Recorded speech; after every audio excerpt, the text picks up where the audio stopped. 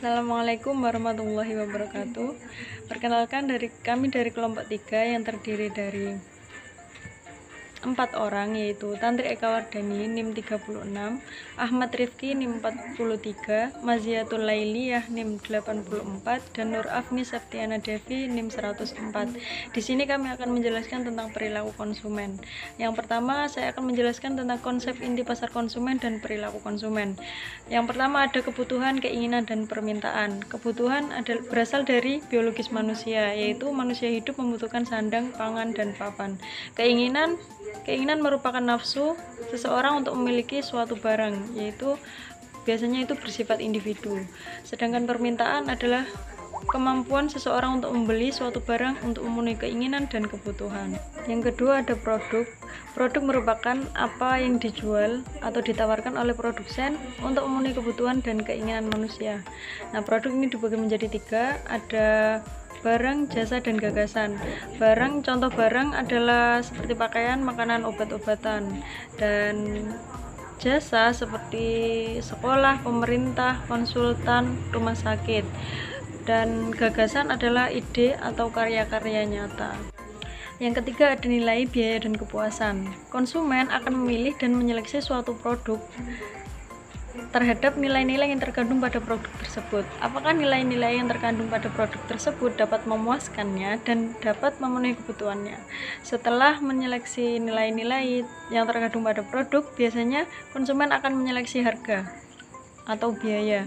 Nah, konsumen akan memilih mengeluarkan biaya yang sedikit dan tetapi mendapatkan manfaat yang banyak. Selanjutnya pertukaran dan transaksi. Seseorang mendapat produk bisa dilakukan dengan memproduksi sendiri, meminta, atau melalui pertukaran. Nah, biasanya kita itu menawarkan barang yang kita miliki, tetapi dengan imbalan kita mendapatkan barang yang kita inginkan. Itu namanya pertukaran. Contohnya, kita memberikan sejumlah minuman dan kita akan mendapatkan makanan dari orang lain. Itu adalah namanya pertukaran. Nah, yang transaksi itu dilakukan dua pihak atau lebih. Nah, biasanya transaksi itu melibatkan hukum dan perjanjian untuk melindungi setiap hak yang dimiliki oleh orang yang sedang bertransaksi. Selanjutnya, hubungan dan jaringan. Perusahaan memerlukan hubungan yang baik dan jaringan antar semua orang yang terlibat pada suatu bisnis. Nah, itu untuk menjaga keberlangsungan bisnis. Nah, biasanya hubungan yang dibutuhkan adalah dengan pemasok bahan baku, karyawan, penyalur produk, dan konsumen. Nah, perusahaan dapat menjalin hubungan baik dengan memberikan pelayanan terbaik, memberikan harga yang sesuai, dan memberikan produk dengan kualitas terbaik. Selanjutnya ada pasar. Pasar adalah tempat bertemunya penjual dan pembeli.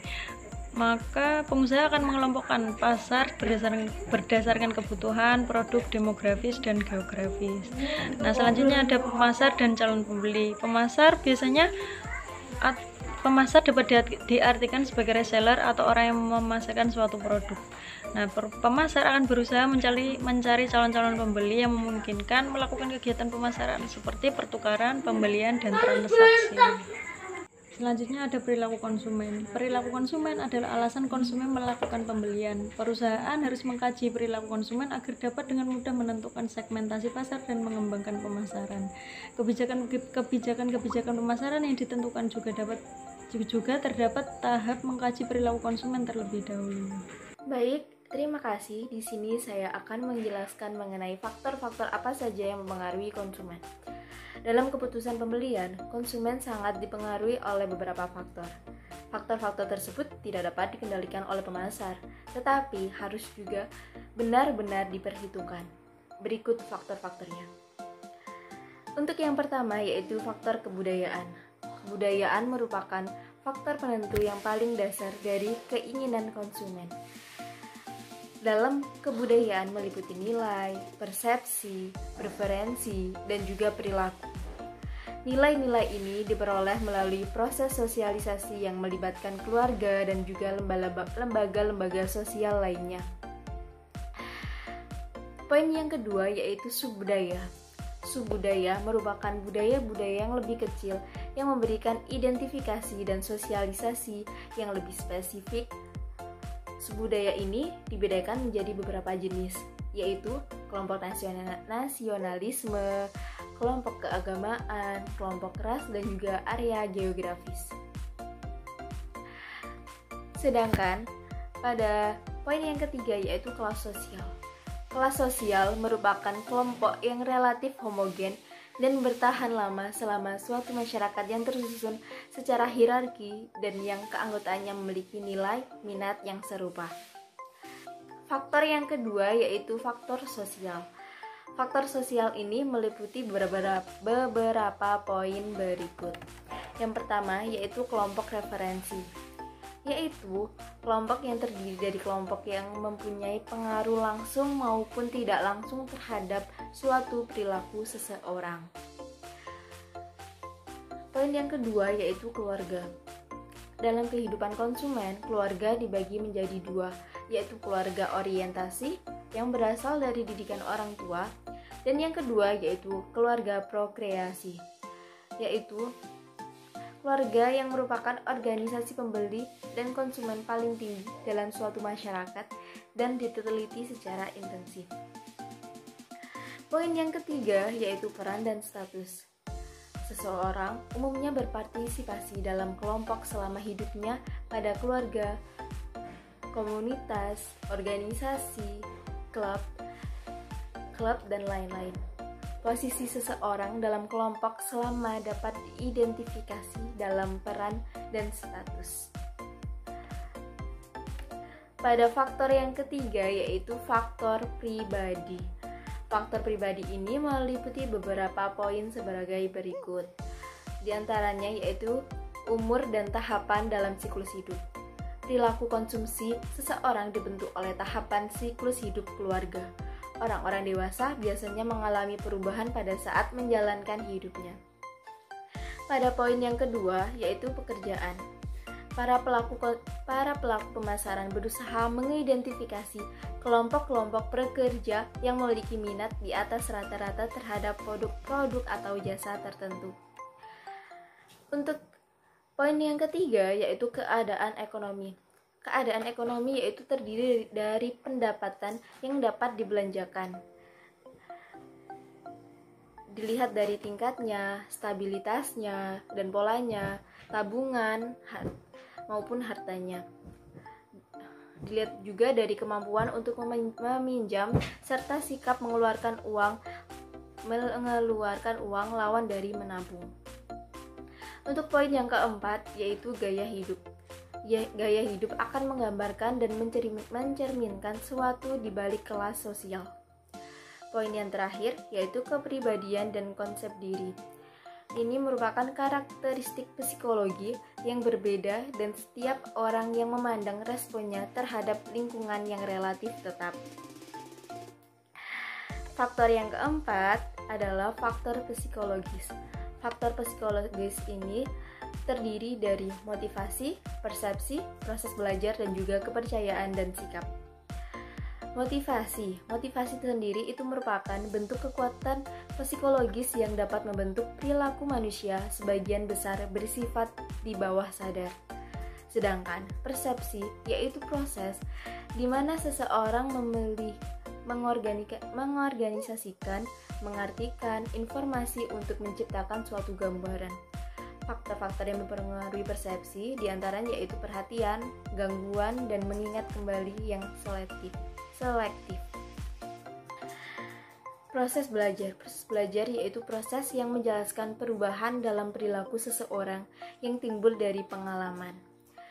Yang terakhir yaitu kepercayaan dan sikap, yaitu merupakan suatu gagasan yang dimiliki seseorang terhadap suatu kepercayaan terhadap sesuatu produk.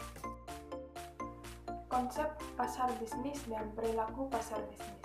Pasar bisnis adalah tempat di mana perusahaan atau organisasi membeli atau memperoleh suatu barang dan jasa untuk proses produksi barang dan jasa yang akan dijual atau ditawarkan untuk pasokan perusahaan lain. Perilaku pasar bisnis terdapat beberapa faktor. Yang pertama ada faktor lingkungan, faktor organisasi, faktor pribadi, dan faktor antar pribadi. Pasar lembaga dan pasar pemerintah. Pasar lembaga terdiri dari sekolah, rumah sakit, panti asuhan, penjara, dan lembaga lainnya. Misalnya rumah sakit, mereka tidak untuk mendapatkan laba karena makanan yang disajikan atau yang disediakan untuk pasien. Kemudian ada pasar pemerintah, adalah pembeli utama barang dan jasa. Keputusan pembelian mereka tergantung pada penilaian publik, organisasi pemerintah, dan orang yang membutuhkan pekerjaan dari sisi pemasok. Oke, poin selanjutnya yakni tentang keputusan pembelian. Keputusan pembelian merupakan pemikiran seorang individu untuk mengevaluasi berbagai pilihan dan memutuskan untuk memilih satu produk dari berbagai banyak pilihan produk yang dipilih. Faktor-faktor yang mempengaruhi keputusan pembelian konsumen yaitu tentang faktor kebudayaan, faktor sosial, faktor pribadi, dan faktor psikologis. Jadi, sebelum konsumen memilih sebuah produk yang akan dibelinya, mereka terlebih dahulu akan mengevaluasi berbagai pilihan yang ada. Selanjutnya akan mereka pilih yang terbaik untuk menjadi pilihan mereka. Poin berikutnya ini tentang jenis-jenis dan proses keputusan pembelian. Jenis-jenis dari perilaku konsumen untuk keputusan pembelian terdiri dari 4 poin. Yang pertama, perilaku pembelian yang rumit, yakni dalam perilaku tersebut terdiri dari 3 langkah proses, yaitu pada tahap pertama, konsumen mengembangkan keyakinan tentang produk tersebut. Tahap kedua, konsumen akan membangun sikap tentang produk tersebut, dan tahap selanjutnya, konsumen akan membuat pilihan-pilihan pembelian yang cermat. Poin yang kedua, perilaku pembelian mengurangi ketidaknyamanan. Dalam situasi ini, konsumen setelah melakukan pembelian terhadap produk tertentu akan mengalami ketidaknyamanan karena merasa adanya fitur yang tidak mengenakan terhadap kabar yang menyenangkan mengenai terhadap merek lain dan akan siaga terhadap informasi yang mendukung keputusan. Poin yang ketiga yakni perilaku pembelian kebiasaan. Dalam perilaku ini, konsumen melihat situasi yang ditentukan oleh keterlibatan yang rendah dalam pembelian dan tidak ada perbedaan merek yang signifikan. Poin yang keempat, perilaku pembelian yang mencari variasi. Keragaman jenis perilaku pembelian dari situasi yang telah ditentukan oleh keterlibatan yang rendah, tapi beranggapan perbedaan merek yang signifikan. Poin berikutnya ini tentang proses dalam mengambil keputusan pembelian. Yang pertama, pengenalan kebutuhan merupakan awal dari suatu proses pengambilan keputusan pembelian. Proses pembelian ini dimulai ketika konsumen menyadari mengenai masalah atau kebutuhan yang dapat dicuci tentang produk yang diinginkan. Poin yang ketiga ini tentang evaluasi alternatif. Apa itu? Merupakan tahap ketiga dari proses pengambilan keputusan pembelian. Setelah melakukan pencarian informasi oleh konsumen terhadap produk tersebut, maka konsumen akan menghadapi sejumlah pilihan mengenai produk yang sejenis, bahwa setiap konsumen akan memandang suatu produk sebagai himpunan dari sifat atau ciri tertentu. Yang keempat yakni keputusan pembelian. Dalam proses tahap keempat ini, konsumen akan mengambil keputusan pembelian tentang merek mana yang paling cocok atau disukai olehnya. Tetapi terdapat 2 faktor dalam keputusan pembelian, yaitu antara niat pembelian dan keputusan pembelian. Dan poin yang terakhir yakni perilaku pasca panen, merupakan tahap proses keputusan pembelian di mana konsumen mengambil sebuah tindakan yang selanjutnya setelah pembelian berdasarkan keputusan atau ketidakpastian mereka. Baik, berikut adalah contoh kuesioner riset perilaku konsumen mengenai keputusan pembelian sepeda motor. Untuk pertanyaan yang pertama pastinya yaitu menanyakan identitas dari responden. Pertanyaan selanjutnya yaitu bertanya apakah responden memiliki sepeda motor atau tidak. Dan pertanyaan selanjutnya, merek sepeda motor apakah yang terlintas di benak responden. Kemudian, pertanyaan mengenai prioritas apa prioritas yang akan diutamakan dalam pemilihan sepeda motor, entah dari kualitas produk, suku cadang, harga, promosi, maupun tempat servis. Berikut adalah pertanyaan yang berada di tabel ini mengenai kepuasan konsumen terhadap produk sepeda motor, baik dalam bahan baku, bahan bakar, desain sepeda, ketahanan mesin, akselerasi mesin, harga suku cadang, garansi sepeda motor, ketersediaan suku cadang, harga beli sepeda motor, penawaran cicilan sepeda motor, penawaran uang muka sepeda motor, harga jual kembali, promosi iklan, model iklan, event promosi, hadiah atau bonus yang akan didapat, ketersediaan bengkel atau showroom yang terdekat, baik pelayanan bengkel maupun kebersihan bengkel. Pada pertanyaan ini akan terdapat pilihan di antaranya yaitu sangat tidak puas, sedang, puas, dan sangat puas. Responden dapat mencentang salah satu. Selanjutnya saya akan menjelaskan tentang studi kasus. Studi kasus yang kita ambil adalah perilaku konsumen dalam pembelian bakso di Purwokerto. Analisis ini ditujukan untuk mengetahui faktor apa saja yang mempengaruhi pembelian bakso di Purwokerto, serta menganalisis gambaran faktor perilaku konsumen tersebut. Metode penelitian menggunakan deskriptif kualitatif dengan metode survei menggunakan kuesioner. Responden yang dipilih adalah responden dengan usia produktif. Data-data kemudian dikumpulkan dalam bentuk tabel. Kemudian setiap faktor dinilai dengan persentase.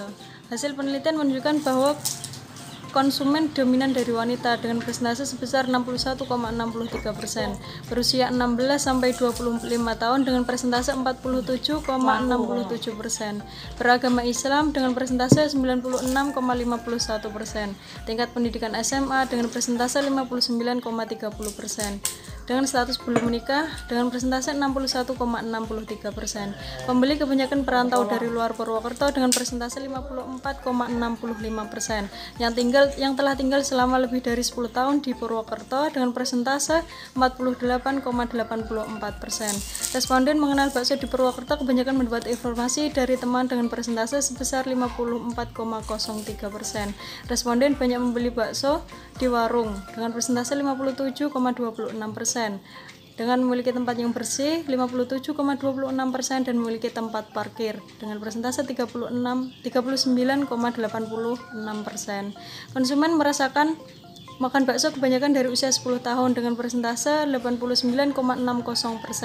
Sehingga di sini faktor keluarga juga mempengaruhi konsumsi bakso dengan persentase kedatangan bersama keluarga sebesar 51,16% dengan jumlah kunjungan 1 sampai 2 kali dengan persentase 54,65%.